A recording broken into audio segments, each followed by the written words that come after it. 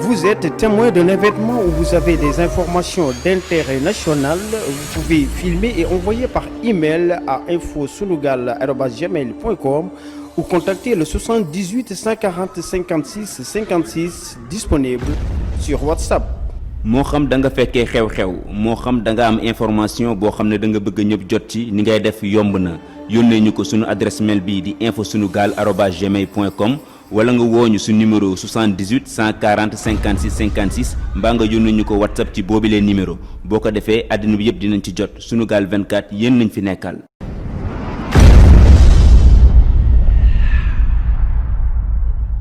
maa ngi tudd El Hadj Yoro Niane délégué de quartier xërëb kër fii ci Kër Massar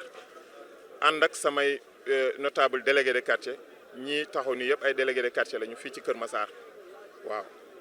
ñu dégg nag président ci weewu béy président dafiy ñëw tey ah ñu booleeg lu ñu neex ak lu ñu naqari yëpp bu ñu ci booleeg bu ñu ci boolewul yëpp ñun ay citoyen lañu ñu ñëw ànd ak moom métitlu ñi nga xam ne ñoom ñoo inondé di wax ni ñun délégué de quartier yi bu ñu déglu woon métit bi du am dañoo dégluwul taalal lu ñu micro ñu ngi taalal micro ñi nga xam ne xamuñu lu xew délégué de quartier boo xam ne moom moo yeewu ca quartier am lu mat fukki at nga nekk ko délégué de quartier kon yow xam nga inondation bu naree ñëw lu mu nar a def ak fan mooy gàllankoor yi waaye buñ la laajul dal di ñëw indi seen doole di indi puukure loolu ñun délégué de quartier ànduñu ci tey ànduñu ci ëllëg soxlawuñu ku ñu dimbali ci ay 100 francs wala ay ceeb ay diwlin li ñu soxla mooy population bi ñi nga xam ne bu ndox mi ñëwee nar nee la lool bu ñu war a génnal seen bopp wutali seen bopp dépense mënuñoo am dépense ñooñu lu leen jàppale la ñu soxla te loolu bu ñu teeloon a jox micro ñu wax lii du am borom kër bu dang-dang yi ba am këram tabax ko ak doole boppam soxlawul ñu dimbali ko ñaanul yàlla këram di inondé ba muy génnee njabootam man d'accorduma ci ànduma ci délégué de quartier la yeneen délégué de quartier yaa ni ku ci nekk sa ginnaaw li fa nekk mën na ay téeméeri nit ku ci nekk boo jaaxle ci délégué bi ngay ñëw délégué bi moo xam fi gën a metti ak fu mettiwul lu tax bu ñuy def dara duñ ci boole délégué de quartier yi kon bëgguñu dëgg ku bëgg dëgg dañ ci boole délégué de quartier du dox ci naka sudul noona délégué de quartier du dem ci mbuxum délégué de quartier lu leer lay dox dégg nga ñi nga xam ne nag ñoo yor lotissement yi di lotisser wala di tabax ak dafa ko dindi ñooñu ci lu leen neex la ñu nekk buñ ci associé délégué de quartier fayuñu leen délégué de quartier yi Kër Massar yaa ngi nii fayuñu ci kenn dërëm du kenn koo xam ne fay nañ la weer buñ ñëwee délégué de quartier fay nañ leen fayuñu man de maa ngi nii jeune laa nag xëy na maa ngi ci biir délégué de quartier yi di béy sama waar ñii ñu ngi béy seen waar ku ci nekk yaa ngi inondé am na loo xam ne nag bëgg naa ko wax yemale foofu sama wax muy nee nañu zone Kër Massar 3 phases lañ ko def ci canalisation yi ñu def première phase bi ñun ñi jege zone Mbëbës bi ñun ñooy première phase bi def nañu ay canalisation de kenn werante wu ko waaye nañ ko war a defee ba nga xam ne dina baax ba kenn du inondé defuñu ko jaarul yoon am na ñoo xam ne dañ leen a wërale canal bi ñu nekk ca digg ba ña ca biir duñu génn unité 10 2005 lañ commencé inondé ba léegi nii ñuy wax ak yow defaluñ fa dara lu baax ba tey waa unité 10 ñu ngi inondé zone de recasement nee nañu defar nañu fépp déedéet defaruñu fépp de am na fu ñu defar nag waaye du ci président sama baat ca kaw du ci président de ña ca suuf la ñuy dévier canalisation yi fii la ñuy defar rek fee la ñuy defar te ñun politique guñu li ñu bëgg mooy président génne na ay milliards investir ko ci inondation kon nañ ko fa def buñ ko fa defoon tey père de famille duñu inondé buñ ko defoon tey père de famille duñu inondé de man d'accord ma ñu ne dafa taw bu bëri taw bu ëpp déedéet d'accord ma si loolu yàlla ji taw na de yàllaay inondé waaye bu doon ab dex gu fàq la ñu ne waaw bu doon ab bassin bu toj la ñu ne waaw waaye loolu yëpp amul yàlla ji rek moo taw ñëpp dali seen kër yi dali lab ñu mel ni ñu nekk ci teen te gis nañ ko loolu yenuwul maanaam d'accorduñ ci ñun délégué de quartier yi d'accorduñ ci nañuy associé ci li nga xam ne mooy xew ci suñu quartier yi délégué de quartier moo ci gën a yey délégué de quartier capitaine u bato la du daw du daay day lab rek waaye du dem te am na ci ay délégué de quartier boo xam ne quartier ba yëpp dem nañu ba léegi ñoom demuñu ña nga fa parce que ñoom ay capitaine bateau lañ du ñu dem délégué de quartier soxlul nga indil ko pompe li mu soxla mooy nga defar ko canal yi bu kiiree jotee nga kiire ko nga laaj ko AVM mu wax la ko mu mobiliser jeunes yi nekk ci ginnaawam ñu defar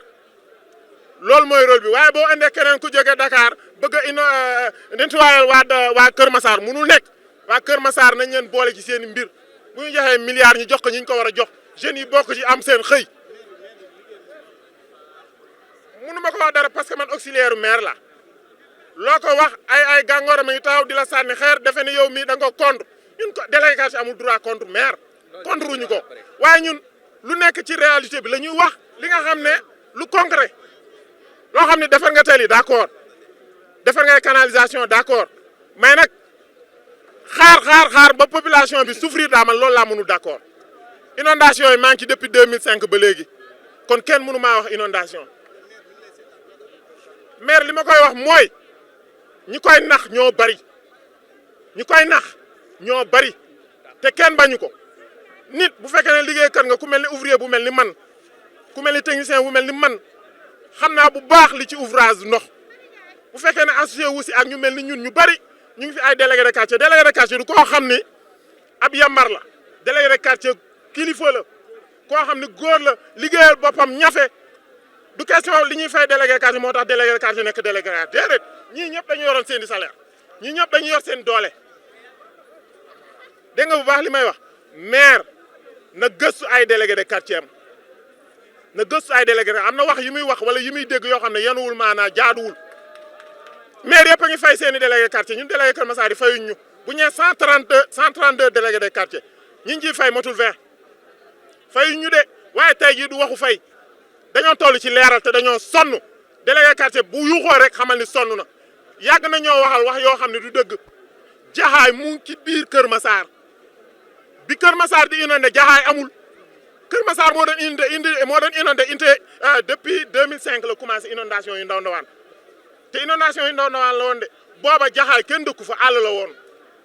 ba fii ñu wax tey fi inondé tey ji nuñ koy waxati Camille Basse bii ay benn kër a fi newoon jamono yooyu bu ñu defoon canalisation yi normal ñooñu bu ñu dëkk seen problème du am mais amul suivi loolu la jërë ngeen jëf. ñun li ñuy dund fii defe naa ni commune Kër Massar rek moo koy dund délégué de quartier yi coono yi bare na parce que lu ñëw yow la ñuy sant yow yaay def liggéey boobu. bon mbënd mi kay moom mooy parce que moom mooy première coow li mooy mbënd mi moo waral lépp. seen doléance lan la. suñu doléance mooy gannaaw bi ñu fexee ba nga xam ne mooy ci li gën a yàkkamte mooy ñu fexe ndox mi jóge fi d'abord waaye ñu fexe nag defal ñu ay canal yoo xam ni dana tax ñëpp soulager wu nekk ci jàmm. dafa mel ni président mooy leen nopp de. voilà loolu nag mooy suñu problème loolu nag mooy suñu jafe-jafe problème mu tey bi mooy loolu mooy suñu jafe-jafe parce que c'est pas la première fois ñun dañuy jékki-jékki rek ni ministre sangam ñëw na fi gouverneur ñëw na fi préfet ñëw nañu fi maire ñu def visite te fu fi waay mën di dem foo fi mën di dem rek ci quartier nga jëm te délégué de quartier nga fi kenn boole wuñ ci dara xanaa daal bu metti ñun daal kuddu lañ ñu def rek bu tàngee daal xel yi dem ci ñun mais bu ñam yi seddee ñu wekku ñu fële waaw loolu daal mooy li ñu gën a métti kenn joxuñu suñu cër ba benn délégué boo xam ne am nga fi indemnité commencé par man président 20 ans maa ngi nekk délégué quartier aw ma salaire te am na ñoo xam ne fi laa leen fekk loolu yëpp muy am bu recensement ñëwee yow la ñuy wax nga recensé leen bu tey ci 24 heures nga këtti ci ceeb ba ci inondation yi ba fii ñu toog nii di wax noo ngi loolu li ñuy ñaan nag mooy président nañu recevoir parce que problème yi mënuñu ko wax ci diggante bu gàtt bi mais li ñu bëgg mooy président de la république ñu bëgg mu recevoir ñu wax li ñuy dund fii Kër Massar métti na man maa ngi tudd Assane Fall président délégué de quartier commune Kër Massar. man Moussa Gueye laa tudd maay délégué de quartier unité 6 Parcelles Assainies Malika Kër Massar maay vice-président association des délégués de quartier de la commune de Kër Massar lii Alaaji Yoro wax amuñu luñ ciy dolli am na question bu ngeen ko posé léegi nag ñun duñu daw question mooy suñu relation ak suñu maire ñun jàpp nañ ni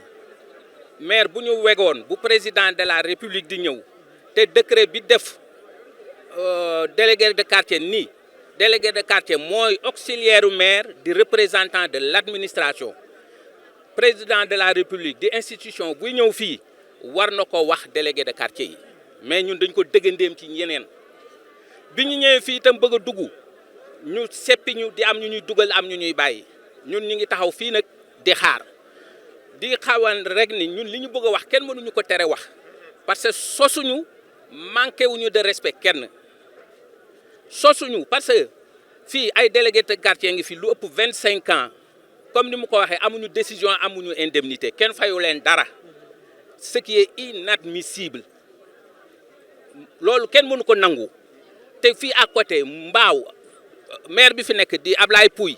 ni moom régularisé na 75 délégués de quartier malgré loolu ñun affaire u xaalis intéressé wuñu mais affaire u yëg affaire u jox gëdd délégué de quartier loolu la ñuy reproché suñu maire kenn influencé wu ko kenn naxu ko fii la juddoo fii la yaroo fii la màggee fii la defee lépp réalité yëpp xam na ko te maire bi depuis 96 mi ngi fi kon man du ma nangu ñu naa am na ñu koy nax ak ñu koy influencé loolu amu ci moo jël démarche boppam di dox ni ko neexee ah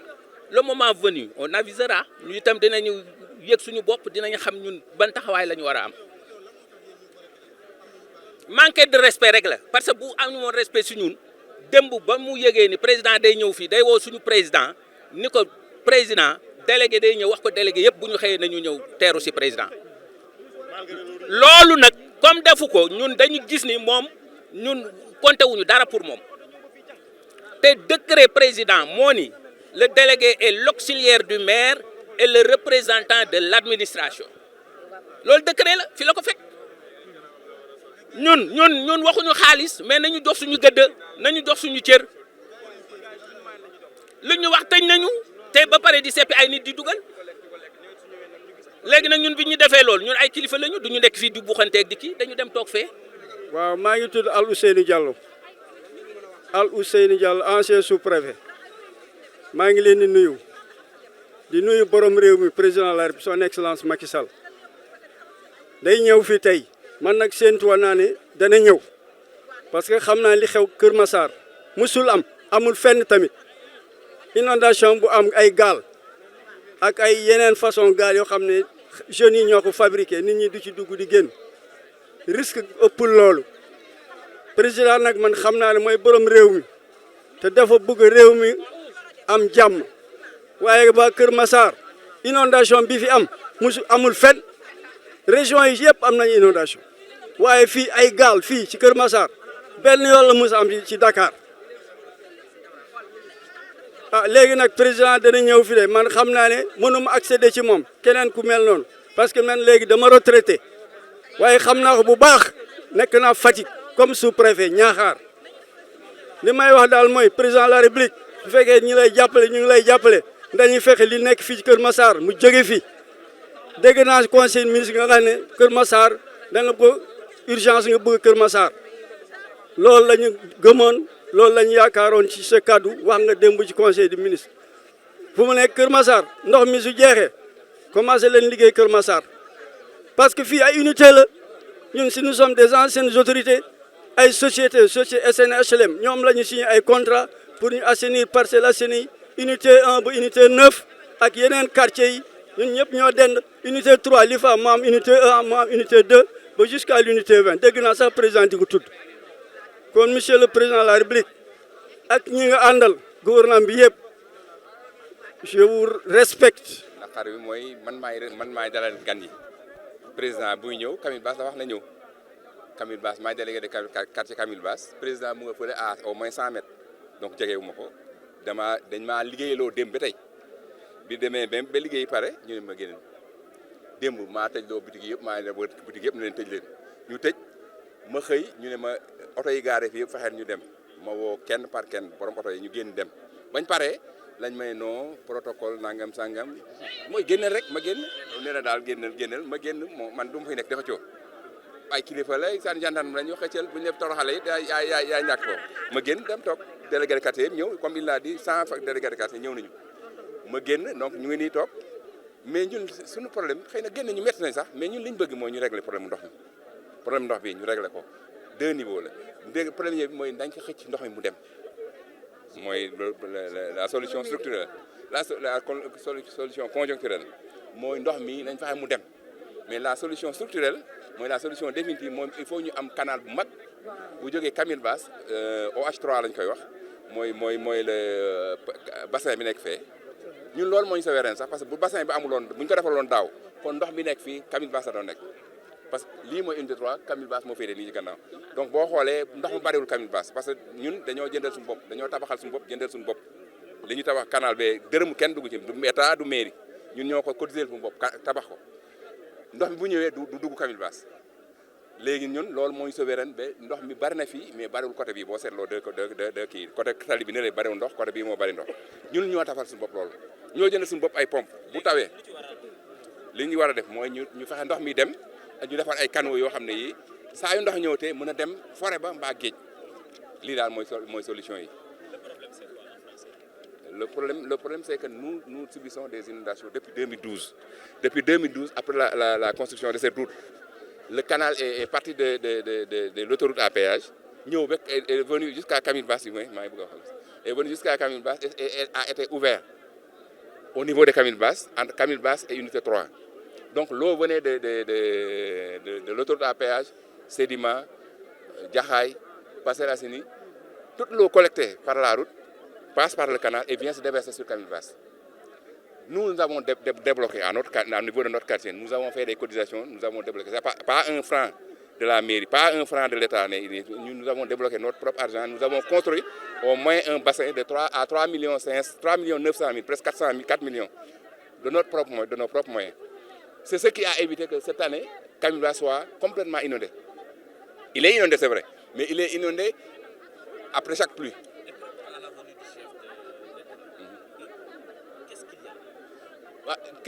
Nous ne pouvons pas dire ce qui se passe, mais nous savons que le chef d'État est venu, on nous a écartés. Nous sommes écartés, nous ne l'avons même pas vu. On ne l'a même pas vu, on ne l'a pas aperçu ça. On l'a pas aperçu. En tant que délégué de quartier haute, on devait le recevoir, on devait parler avec lui, on nous a écartés, on est à au moins 100 mètres de lui. La veille et le matin de bonne heure, j'ai abattu un travail extraordinaire. On m'a chassé presque comme un malpropre après les travaux. Vous êtes témoin d'un événement où vous avez des informations d'intérêt national. Vous pouvez filmer et envoyer par email à infosunugal@gmail.com ou contacter le 78 140 56 56 disponible sur WhatsApp. moo xam da nga fekkee xew-xew moo xam da nga am information boo xam ne da nga bëgg ñëpp jot ci ni ngay def yomb na yónnee ñu ko sunu adresse mail bii di infosunugal@gmail.com wala nga woo ñu su numéro 78 140 56 56 mbaa nga yónnee ñu ko WhatsApp ci boobilee numéro boo ko defee àddina bi yëpp dinañ ci jot Sunugal 24 yéen nañ fi nekkal.